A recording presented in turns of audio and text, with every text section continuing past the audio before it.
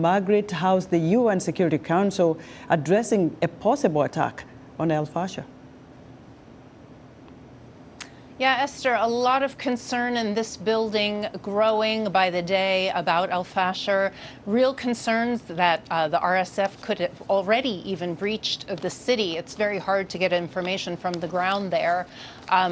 We heard from Yale researchers recently. They did a report. They're watching from outer space, and they say that the RSF has basically encircled the Sudanese armed forces in the city. So if you can imagine the army is trapped, imagine the fate of the civilians in Fasher. And it's the only the part of Darfur that hasn't already fallen to the RSF, so the only state, North Darfur. So many hundreds of thousands of displaced persons have come to Fasher seeking safety. So it's becoming a very big issue of concern. The Security Council issued a statement about it. They called on both the Sudan Armed Forces and the Rapid Support Forces to de-escalate, to end the buildup of their military forces, and just basically to comply with their obligations under international humanitarian law to protect civilians.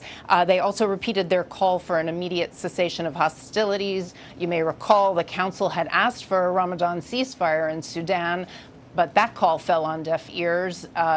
Doesn't look like this call will be picked up either, I'm afraid. And there's also a UN arms embargo on Sudan, on the government, and there's a lot of calls for countries to respect that. Arms have been flowing into Darfur in particular, from Chad, from Central African Republic and Libya.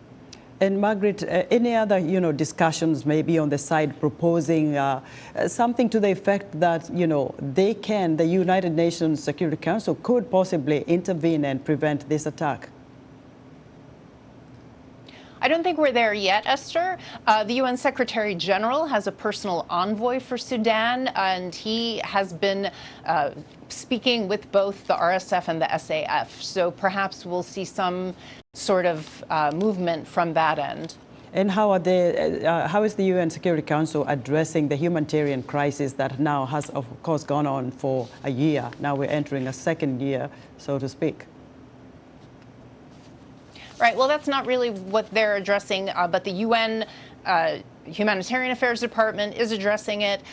We have to note that Fasher is a main humanitarian hub for Sudan, and it has been for many, many years.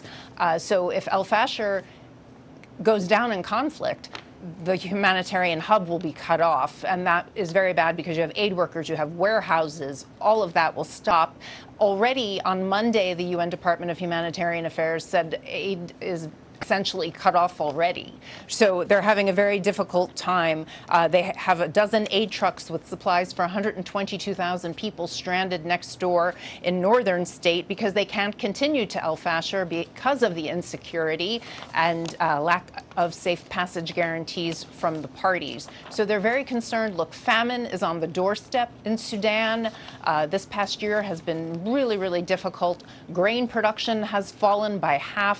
Farmers are fleeing their farms because of the fighting.